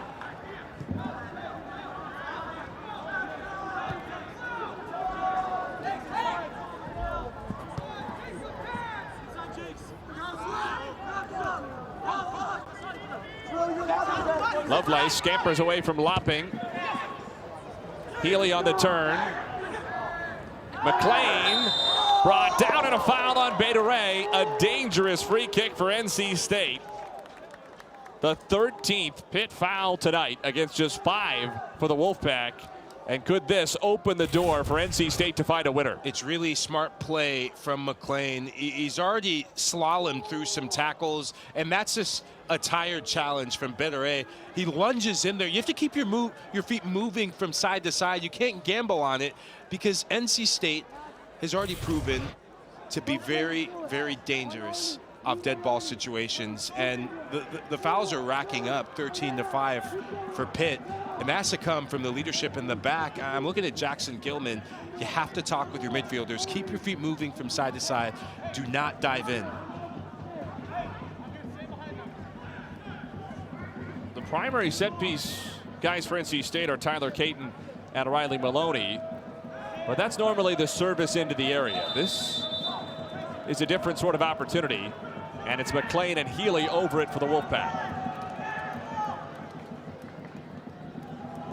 Tag Healy took a deflection off the wall.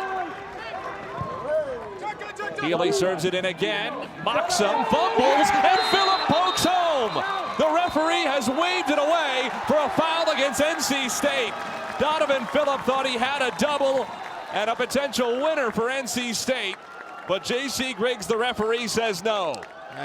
Phillip asking for this to go to video review because initially, to the naked eye, I didn't see much in this. And we live in an era where now we protect goalkeepers for flighted balls. And J.C. Griggs sticking with his guns and saying that is a foul. I don't know about that one. And Mark Hubbard is losing it. And I don't blame him for that because that's a big, big call. J.C. Griggs has stopped his watch. That signaled for the clock to stop here. Let's get another look. Healy lofting that in. And this is about whether there's a push in the back. That is no push in the back. That's just a goalkeeping gaffe there. And maybe it's a push on Jackson Gilman before, because there's no contact on Moxham. And that is the correct call when you look at it back. If there's any foul, it's on Nikola Markovic with the push in the back on Jackson Gilman. That would be a very harsh call, because I don't typically, and you don't typically see that given, but should that be where the decision's made for a foul, that's where it's going to be given. I think NC State would say, had that ball not gone in the back of the net, had Moxham simply caught it, is the referee giving that foul? Not in a million years. Not in a million years. And this is a big call, because this can change the momentum as well for Pitt's side that's been under the cosh quite a bit. And as we see, and again, it's about the extension of the arm. There is a push there in the back, but if you're going to call it now. You have to be sure that that's the moment you're going to call it. At the end of the day, for me, that's a goalkeeping error, and this should stand, but it looks like he's going to give it as a foul. Because to underscore the point, again, it might have been a push in the back. Where certainly there is arm extension, there is contact, there's no denying that. There's also no contact, whether it's from Markovic or from Gilman by extension of the push, with the goalkeeper Moxham. It's not enough of a push, though. Those are two strong players. It's not enough of a push where if Gilman goes flying into the six, maybe if he sells it a bit more, then yes, that's a foul. And it has to be clear and obvious. That is not a clear and obvious foul for me. It's a push. You're allowed to push a little bit to establish position in the game of soccer. I think it's a bit of a bailout for Pitt, but now let's see what Pitt can do with it. Just turns the temperature up a little bit more.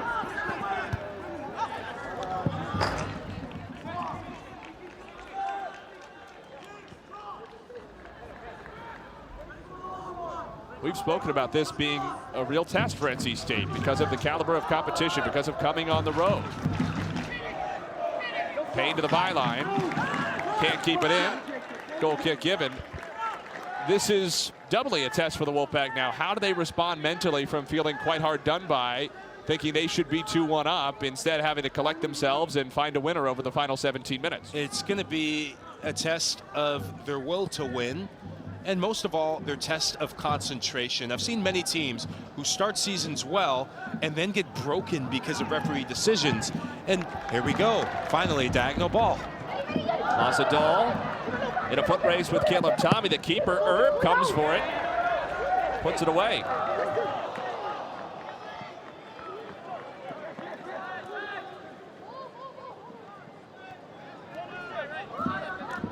For Pitt, that has to be how you get back in this game. Move the ball faster, but play those diagonals they're on. There's maybe 35 yards from front to back, and maybe 20 yards from side to side. The NC State is in. It's really difficult to break the lines right now for Pitt. But if you get the ball wide at an angle and then you play that reverse diagonal pass out to the left, Lasadal is on. They tried it once, and he just touched it a bit too far behind. That is on all day and all night.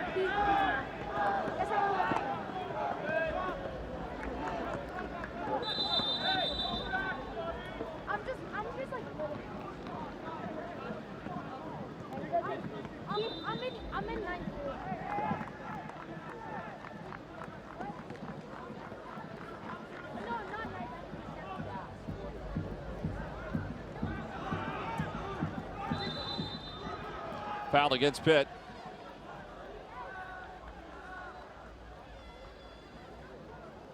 The eyes of the nation certainly on number 1 NC State.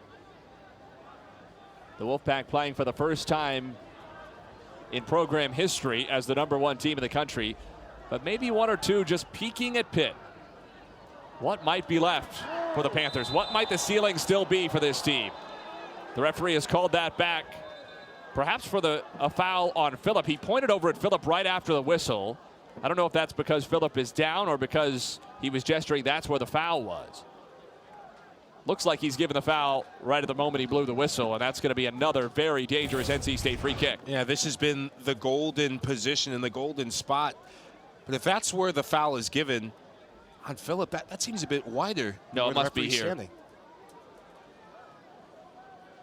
Maybe it's a second play where Tag Healy goes to the ground.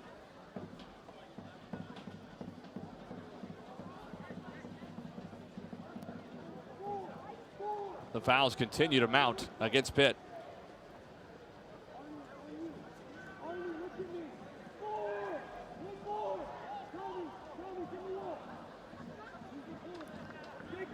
NC State will take this free kick without Donavan Phillip on the field because he stayed down, so he's going to go off just for the moment. He'll be waved on by the referee almost immediately after the ball is back in play.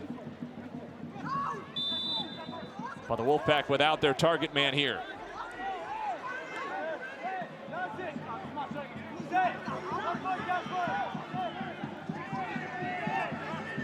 Nobody's happy with the referee. We might be the only two. Oh, wait, maybe not. You can see J.C. Griggs just saying go to Riley Maloney.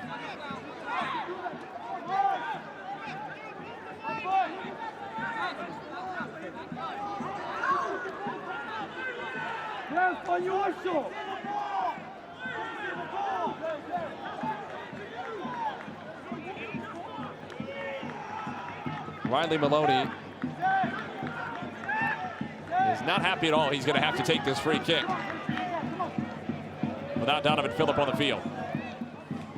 It's McLean wide of the upright. NC State wanted a deflection, did not get it. We've seen 2 players now in Tag Healy and Maloney take direct free kicks. The next one has to be Maloney. Maloney's got the best service on the whole field, and this is actually McLean, who goes for the up and over.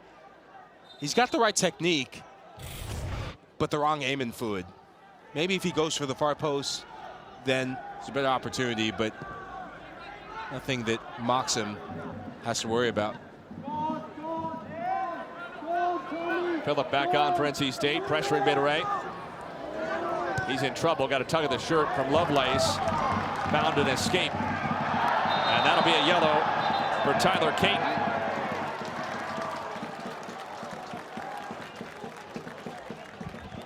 Caton knew exactly what he was doing, and he had to do that. But you have to give massive credit to Jakob Lopping, who slices and dices with the pass. And that's the player you want in transition, in Vilamitjana, barreling down the middle of the park with runners on either side of him towards goal. If Caton doesn't make that, then that could be an NC State back line, a whole world of trouble.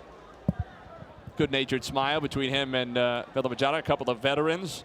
To that point, we talked about Caton and what he does for NC State offensively, but Hubbard praised him all the way around with us this week, saying that he might not jump out at you as an athletic specimen, not the kind of guy you expect to be clattering folks all over the field. He just understands. He's a great connector. He can cut things out before they develop. In that case, he takes a professional yellow card, if you will, even as a student athlete at the amateur level. Yeah, he's got a high soccer IQ, and those are players that you want. And he's got an opposing midfielder as well with a soccer IQ through the charts, and Tomas Bedere, who's just looked like another level tonight.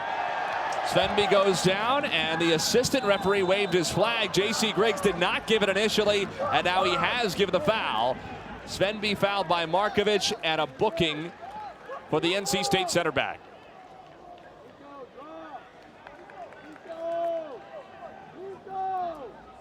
This is a big opportunity for Pitt. Markovic hasn't really put a foot wrong. He had the opportunity in the first half, which I still think should have been looked at for a penalty. And see this now with defenders defending with their arms. And Svenby does the right thing. You feel contact. He has every right to go down when he feels that, because he was by Markovic. That's a correct call with a foul.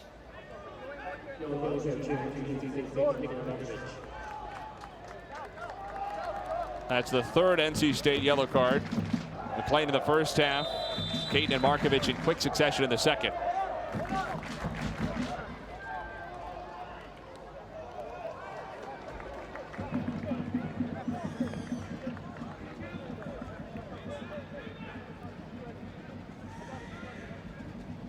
Redenfors.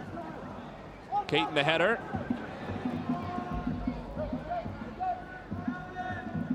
In a tight space, Redenfors is able to win a throw.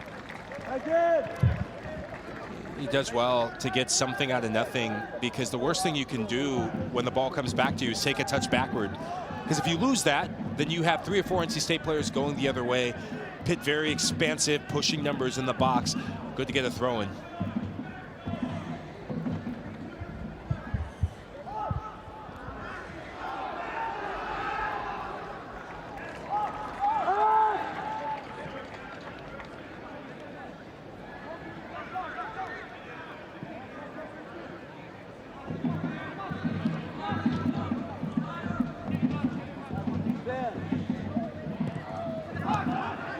Cut out by Caton. There's that anticipation again. McLean goes to ground. Referee says play on. Svenby. Pitt corner. Both defensive midfielders have been the 2 best players for Pitt and for NC State. Caton doing it minutes before, and then Bedere having that calm, cool, and collected posture about him. And second phase opportunities. That is how you can turn your season from being a difficult start to being a night to remember.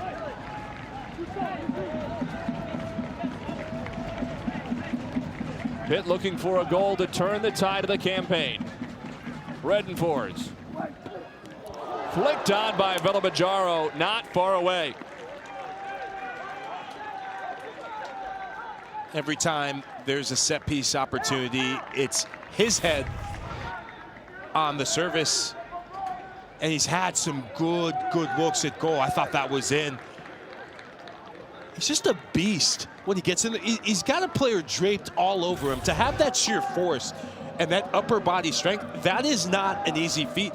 3 shots on the day. I think all of them have come off of set pieces, free kicks, corners. It's a major strength of his, and it could end up being a major strength for Pitt throughout this season. 24-year-old now in his second season at Pitt. 5 goals, 3 assists this year, including the lone tally for the Panthers tonight for Arnau Vilamitjana.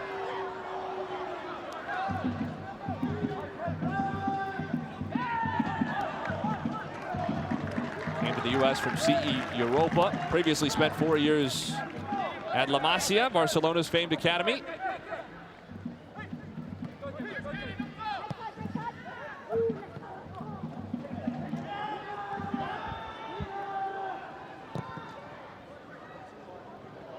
Donavan Phillip racing after it. Would have looked second or third favorite.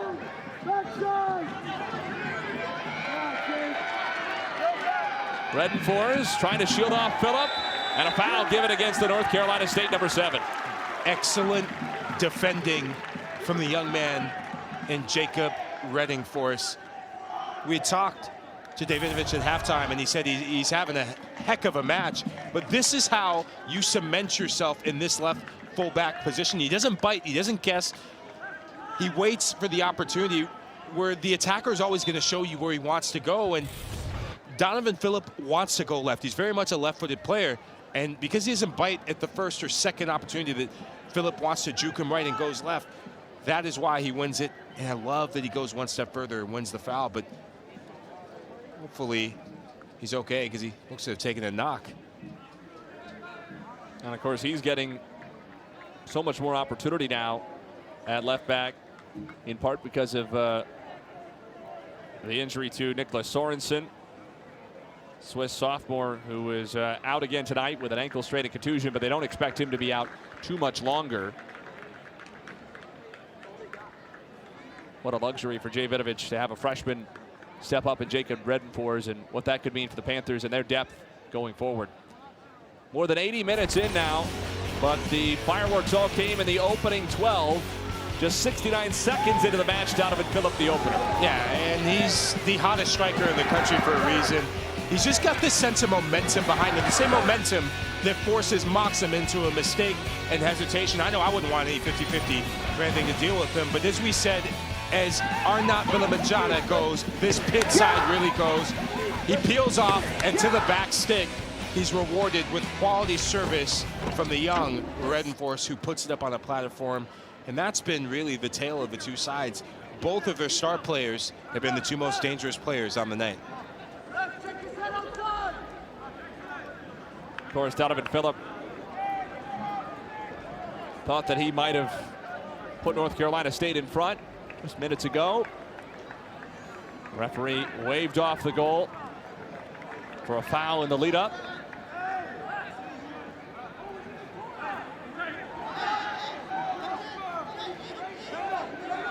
They put Jacob Redenfors through some field tests. The athletic training staff content to have him continue.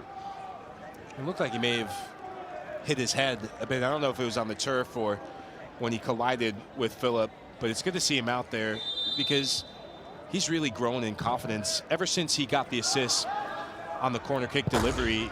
He seems like he's coming into his own, and right now he's got a big responsibility, because Phillip is drifted to the right-hand side, and he wants this matchup. Healy took a heavy touch. He got it right back off the foot of Wetzel. 9th game of the year for NC State. Only once before have the Wolfpack been in a tight one like this. Ended 0-0 against North Carolina 3 weeks ago. Payne on the turn. Moxham the save, but he couldn't corral it. Aiden Payne has gotten some good looks, given some good minutes off the bench, and Pitt hanging in there. But after this game, should it finish tied or should Pitt win, they need to give Moxham a big high five, because he's come up big at the near post. I would like to see him keep that shot. I think it was right at him. He was there early, but he still makes the save, and that's all that matters. Take Healy. Blocked by Dahl. Loose in the area. Payne on the turn. His shot blocked by Vilamitjana.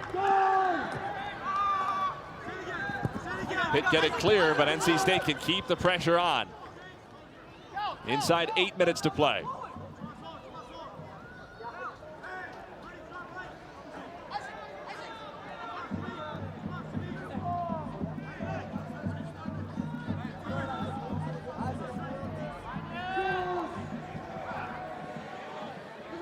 Phillip. Lopping on the run.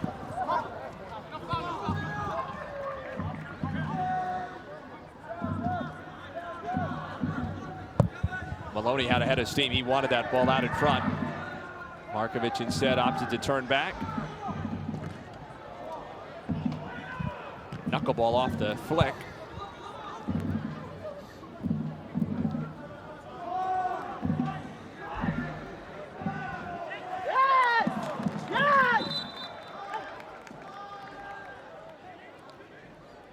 Both teams look really tired, and we're seeing uncharacteristic mistakes, especially in the midfield. And it's been an absolute slog tonight. It's been tough tackles, end-to-end transition game, but all it takes is for the right player to make the right decision. And that's where you separate the wheat from the chaff, is decision-making in the college game. The best decision makers come up with match-winning moments. Jakob Lopping. Lasse Dahl. Dahl. Was it tipped up and over by Erb? Yes, indeed. That's who you want. Isolated 1v1 out wide. And it's the first time we've really seen him get in and get on the ball. A couple minutes later, and I love the confidence about Dahl, because a couple minutes later, a couple seconds before, he had given the ball away, but just that stop and go is everything to create that half yard of separation. And now we seem to have a cooling break, much needed for both sides. Kasper Svenby also down across the way. Stretching out the left leg. Hopefully just some cramping for Svenby. Though I imagine for a former player, anytime announcers say hopefully just some cramping, you say, I don't know if I was ever hoping for cramping. No, you never want cramping. But the weather's been beautiful tonight, and it's been amazing to be here in Pittsburgh, Pennsylvania. It's been a long time. I know, is it your first time? It's my first time. Yeah, it's been a long time since I've been back here, and these are Pittsburgh nights. When it's a beautiful night like this, you just want to be treated to a good game, and it's been a good game so far, but there's fireworks still left in this game. I just hope whoever gets the goal, I just want to see a barn burner of a finish. I think we're going to get that late on. What did Mac Miller say? Pennsylvania nights, 9:30 flights. Mac Mill.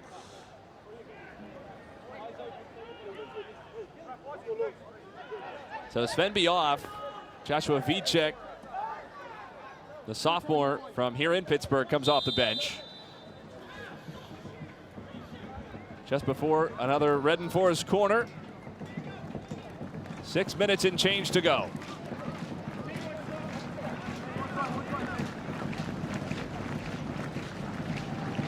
Redenfors in. Peyton out.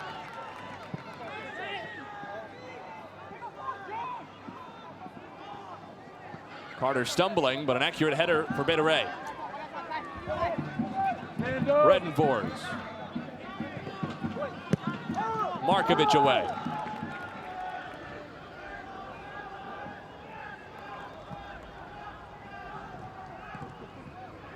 Heavy touch by Carter. Healy goes to ground. The referee's given it. It's a smart foul to take, and you take that yellow card all day, because if you don't foul Healy, it was 1v1 between Jackson Gilman and Donavan Phillip with a full head of steam in behind. And this is what professional fouling looks like. And I love the contribution. If you just come off the bench, you have to make an impact on the game. And Vicek definitely making an impression defensively with that play. 40 seconds on the field for Joshua Vicek before a yellow card.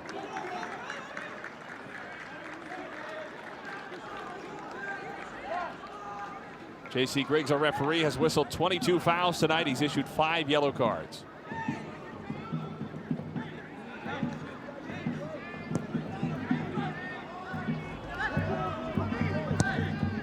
Redenfors goes long. Couple of runners for him. Good header by Isaac Heffis. McLean. Good looking ball. Tolentino. Aiden Payne. Healy. Clips it up and knocks it there. I thought that was going to be the moment, and what a pass from McLean. I mean, that's a 50-yard pass through the lines into the channel, and it breaks both Pitt midfield line and back line in the glimp and flick of a switch and the blink of an eye.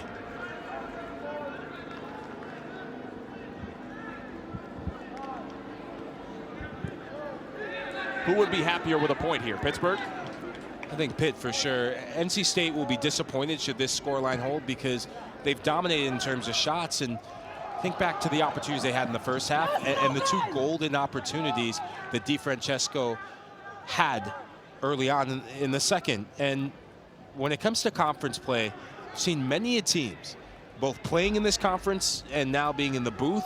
When you leave goals on the board, that comes back to haunt you later on in the postseason.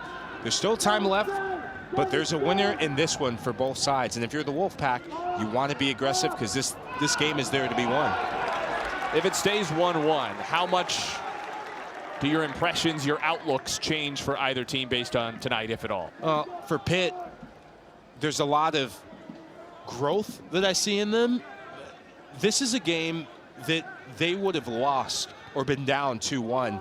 And for goalkeeping, especially from Jack Moxham, I think he's grown significantly.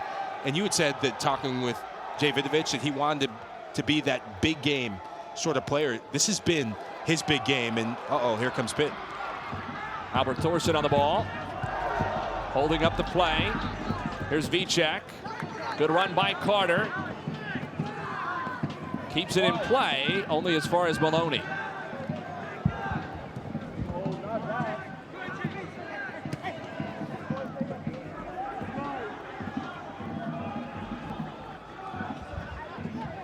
Vichak under pressure, goes down, foul by McLean. Vichak's been good since he's come on. I can't understate how difficult it is as a sub to come on in the heat of the moment, and I can't give that away. Over the top toward Phillip. Phillip after it. Wetzel got there first. Critical. Big play from Wetzel. Had to get that right, but he's allowed and is encouraged to make that because Jackson Gilman is there to support him. If Gilman isn't there, I think Phillip probably has the advantage in that foot race and in just that class of strength. Gavin Wetzel was the first name out of Jay Vidovic's mouth when we asked him about players exceeding expectations. True freshman, has started every game. Jay Vidovic called him a seamless addition. You can see why. He's got the right background in terms of being a young player who can step in. Handball. But a young player who can step in and make an impression. He comes from the Philadelphia Union Academy. And looking through the ranks, the Union have a lot of good players who have done the business. Two of them play for the U.S. men's national team. You think of Mark McKenzie, so he's got some players he can look up to who have his background, and that is a goal-saving tackle. If he doesn't get that, Phillips is in, and we could be having a different conversation about the scoreline. An awkward challenge, too, because of the way the ball was bouncing up, having to make that challenge with his head on a dead sprint. It's not easy to judge it with the bounce of the turf. We saw Phillip misjudge it in the first half with an opportunity. As a defender, as a center back, you have to be locked in and have laser sharp focus. He did there on that play. And he's given up 4 inches, 20 pounds, a couple of years of experience to Donavan Phillip.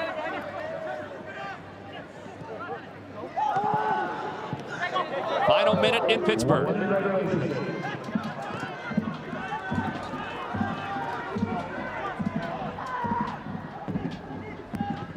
Carter. Markovic header. Maloney able to bring it down. 40 seconds.